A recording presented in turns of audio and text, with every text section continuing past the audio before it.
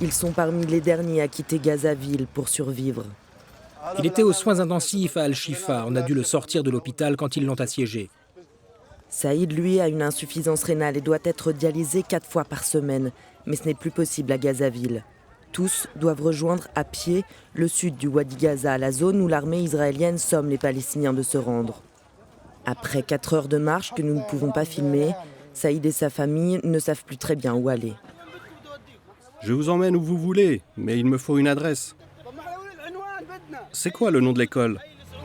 Entassés dans cette voiture en direction de Rafah, ils mettent enfin les mots sur des semaines de douleur. J'étais obligée de faire manger des nouilles à mon fils, il n'a que 8 mois pourtant. Je ne buvais pas assez d'eau pour pouvoir l'allaiter.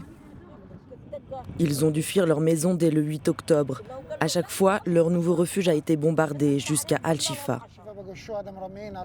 Quand je suis sorti de l'hôpital, j'ai vu les corps des martyrs sur le sol, au soleil. Les bombardements ont empêché les soignants de venir en aide aux blessés qui étaient pourtant à 2 mètres de l'hôpital. Ces scènes-là, je n'arrive pas à les oublier. Quand je ferme les yeux la nuit, elles me hantent. Cette femme est-elle traumatisée par les 8 kilomètres qu'elle a parcourus entre Gaza et Nuseirat? J'ai dit à mon fils de ne pas regarder les soldats, de regarder tout droit. On a continué notre route, mais des jeunes ont été arrêtés et forcés à se déshabiller, avant d'être embarqués par l'armée. C'est dans cette école proche de la frontière égyptienne que Saïd et ses proches attendent désormais. Ils attendent le reste de leur famille dispersée par les déplacements. Derrière cette bâche, où ils se créent un semblant d'intimité, ils attendent de pouvoir retourner chez eux, à Gazaville.